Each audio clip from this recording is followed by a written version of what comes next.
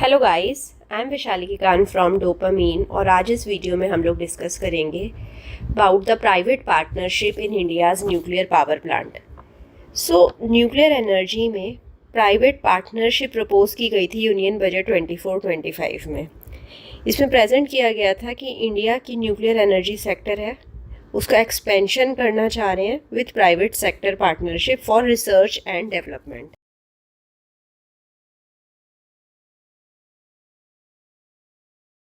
सो ये जो private sector की पार्टनरशिप चाहिए, it is for research and development of BSR Bharat small reactor, then BSMR Bharat small modular reactor and other newer nuclear energy technologies.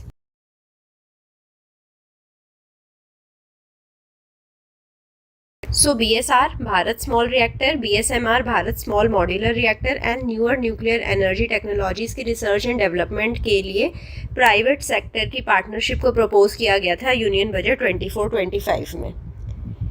अभी सबसे पहले हम समझते हैं कि इंडिया का न्यूक्लियर प्रोग्राम ये है क्या, इसके स्टेजेस क्या है। वी विल अंडरस्टैंड कि न्यूक्लियर पावर ही क्यों इम्पॉर्टेंट है, and then we will understand कि हर्डल्स क्या हैं प्राइवेट सेक्टर के पार्टिसिपेशन में, and at last we will understand कि what is the way forward. आगे कैसे मूव किया जाए, इन हर्डल्स को कैसे क्रॉस किया जाए। एंड क्योंकि प्राइवेट सेक्टर के पास पैसा है, प्राइवेट सेक्टर के पास जो पैसा है वो इन्वेस्ट करा जा सकता है, राइट, एंड इंडिया के न्यूक्लियर प्रोग्राम को एक नए लेवल पे लेके जाया जा सकता है। बट उसके लिए हर्डल्स क्या हैं, कैसे ओवरकम किए जाएंगे। Let's understand all these things in detail. So let's start our discussion with the stages in India's nuclear programme. आप देख पा रहे हैं फिगर में भी, यहाँ पर 3 स्टेज न्यूक्लियर पावर प्रोग्राम है इंडिया का, राइट। जो स्टेज 1 है उसमें नेचुरल यूरेनियम यूज़ होता है, राइट। यूरेनियम 238 यहाँ पर यूज़ होता है, जिसे हम नेचुरल यूरेनियम कहते हैं। ये जो नेचुरल यूरेनियम है उसे हम PHWR में भेजते हैं। PHWR क्या है? Basically it is pressurised heavy water reactor, right. Natural uranium को PHWR में भेजा जाता है, हैवी वाटर रिएक्टर है, मीन्स यहाँ पर D2O यूज़ होता है, राइट। हैवी वाटर यूज़ होता है, D2O, राइट। एंड यहाँ पर यूरेनियम 238 से प्लूटोनियम प्रोड्यूस होता है, प्लूटोनियम 239। यहाँ पर हमारे पास PHWRs देखें। 17 are operating, 2 are under construction, we can scale to 700 megawatt. Construction period is reduced, power potential 10,000 megawatt. अब यहाँ पर देखें तो ये जो रिएक्टर है इसके अंदर प्लूटोनियम 239 प्रोड्यूस हो रहा है। देन द स्टेज 2 को हम फास्ट ब्रीडर रिएक्टर बोलते हैं। फास्ट ब्रीडर रिएक्टर क्यों बोलते हैं? क्योंकि ये जो न्यूक्लियर पावर प्लांट है ये खुद से ही जनरेट कर देता है एनर्जी, ये प्लूटोनियम को जनरेट करता है again. Basically it is fuelled by mixture of plutonium 239 and uranium 238, right. और इससे जो बाय प्रोडक्ट बनता है दैट इज़ ऑल्सो प्लूटोनियम 239 बनता है, जो फिर रिएक्शन के लिए रिक्वायर्ड रहता है। थोरियम इंट्रोड्यूस करवाते हैं जिससे यूरेनियम 238 से यूरेनियम 233 में कन्वर्ट होता है। इसकी पावर पोटेंशियल बहुत ज़्यादा है। इस पर्टिकुलर ब्रीडर के लिए, इस रिएक्टर के लिए रिसर्च एंड डेवलपमेंट बहुत इंपॉर्टेंट है। Now coming to the stage 3 which is the thorium based reactor, right. इसे हम यूरेनियम 233 फ्यूल्ड ब्रीडर भी बोलते हैं, राइट। इसमें थोरियम और यूरेनियम मिक्स करके डाला जाता है, राइट।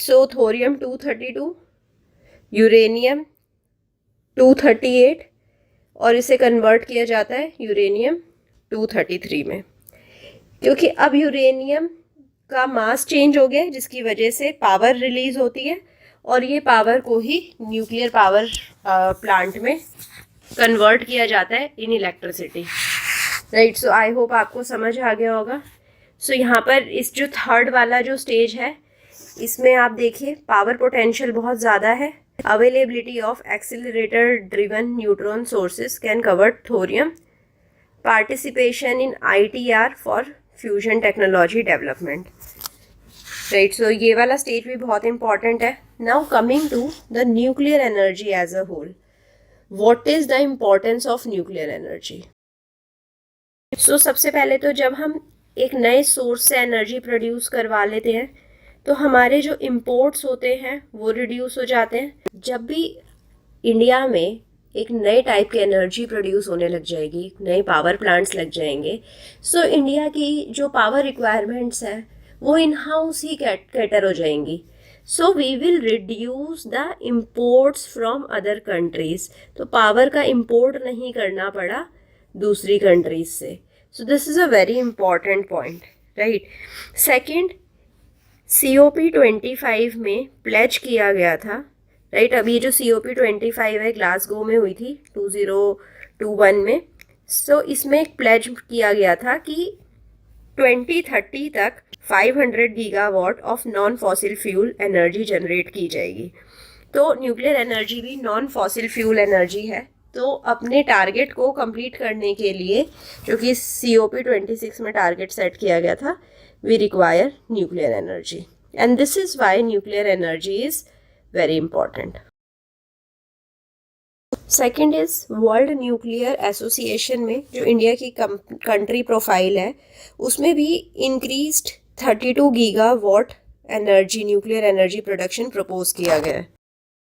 सो वर्ल्ड न्यूक्लियर एसोसिएशन में इंडिया की कंट्री प्रोफाइल में प्रपोज किया गया है more than 32 gigawatt nuclear energy production किया जाएगा. Now coming to the most important topic, which are the hurdles in the private participation. So private participation से हमें पता है हमारे पास फंडिंग आ जाएगी, फाइनेंसेस सॉर्ट हो जाएंगे, बट कुछ हर्डल्स भी हैं. So let's discuss the hurdles in the private participation.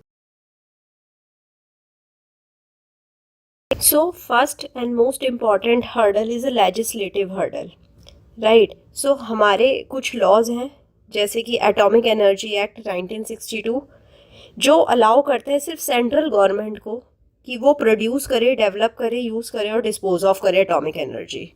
सो ये एक बहुत बड़ा हर्डल है जो हमारे कानून में ही है और जिसकी वजह से प्राइवेट पार्टिसिपेशन बहुत कम हो जाती है, राइट. प्राइवेट पार्टिसिपेशन के ऊपर एक बहुत बड़ी रोक लग जाती है बिकॉज सेंट्रल गवर्नमेंट को ही सारी पावर दे दी गई है. सेंट्रल गवर्नमेंट को ही इंस्ट्रक्ट किया गया है कि सारे काम प्रोड्यूस, डेवलप, यूज़ और डिस्पोज ऑफ करना है एटॉमिक एनर्जी को.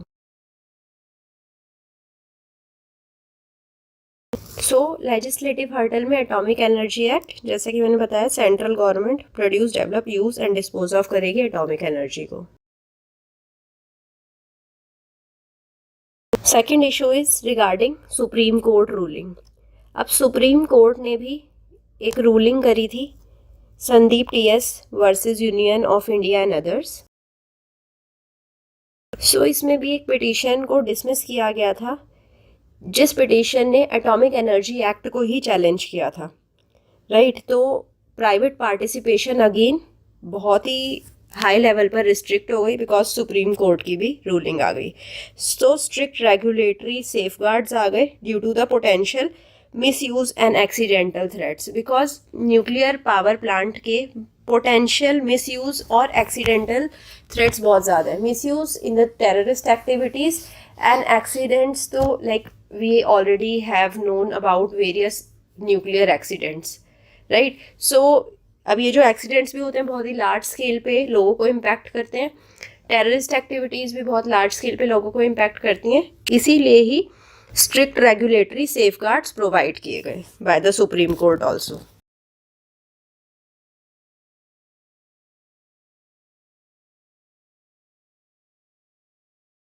Then the next hurdle is regulatory uncertainty. So Civil Liability for Nuclear Damage Act 2010 लाया गया. So जिसमें no fault liability of operator for nuclear accidents provide किया गया. So basically सारा का सारा लायबिलिटी ऑपरेटर पे डाल दिया गया कि अगर कोई भी न्यूक्लियर एक्सीडेंट होता है तो सारा के सारे लायबिलिटी ऑपरेटर को ही टॉलरेट करना पड़ेगा. अगर कंपनसेशन प्रोवाइड करना होता है तो प्राइवेट सेक्टर करेगा.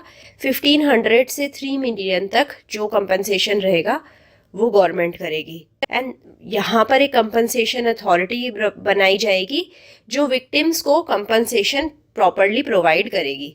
सो बेसिकली ऑपरेटर्स के ऊपर बहुत ज़्यादा लायबिलिटी और बहुत ज़्यादा उनके ऊपर बर्डन डाल दिया गया, जिसकी वजह से प्राइवेट पार्टिसिपेशन इस इंडस्ट्री में आने का स्कोप कम हो गया।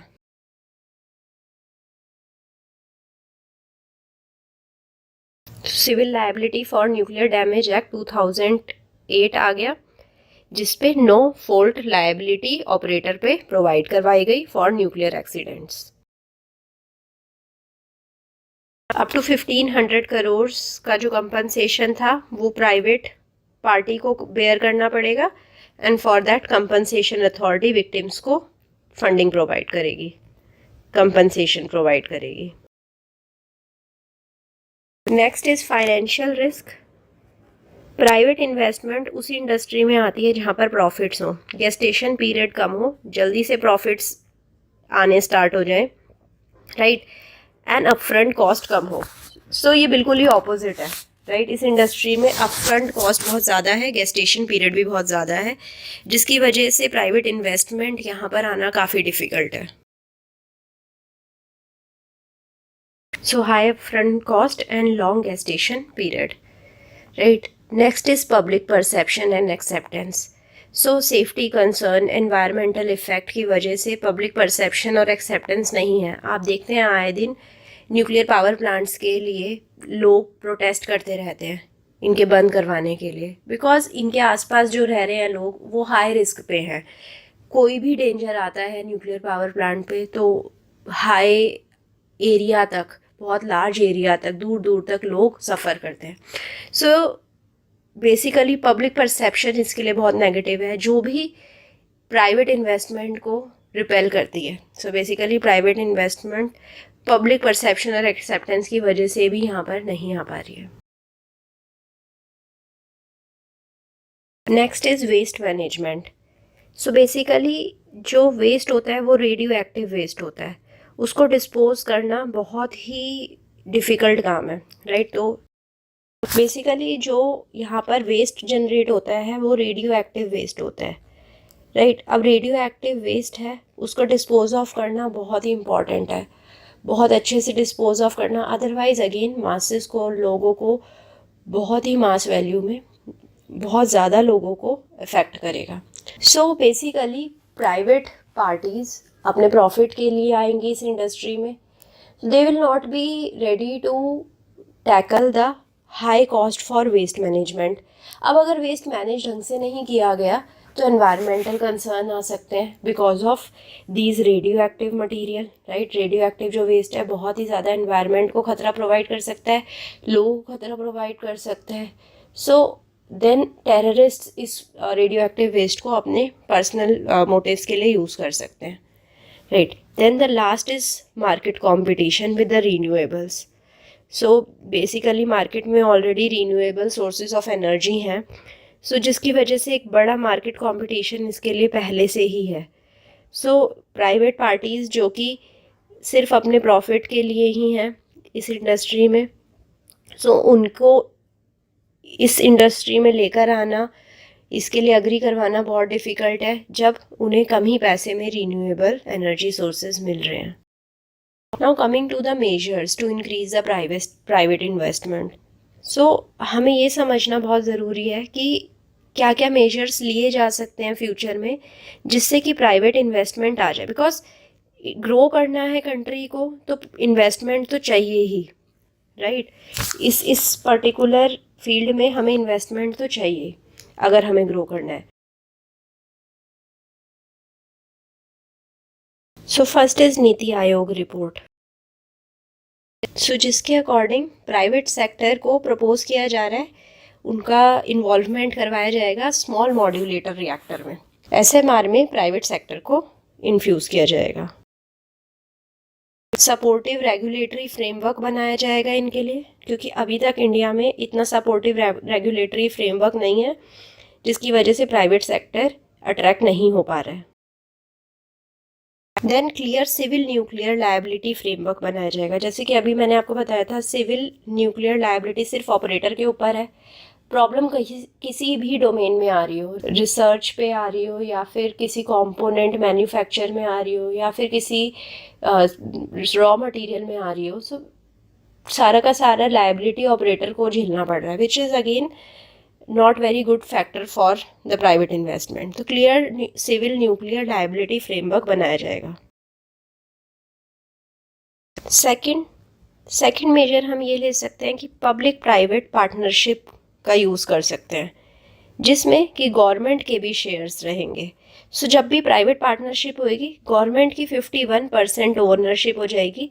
तो जब मेजॉरिटी शेयर्स गवर्नमेंट के पास हैं तो अकाउंटेबिलिटी भी गवर्नमेंट की हो गई। जो अब अकाउंटेबिलिटी अभी तक प्राइवेट पार्टिसिपेंट की थी, अब वो गवर्नमेंट की अकाउंटेबिलिटी हो गई है।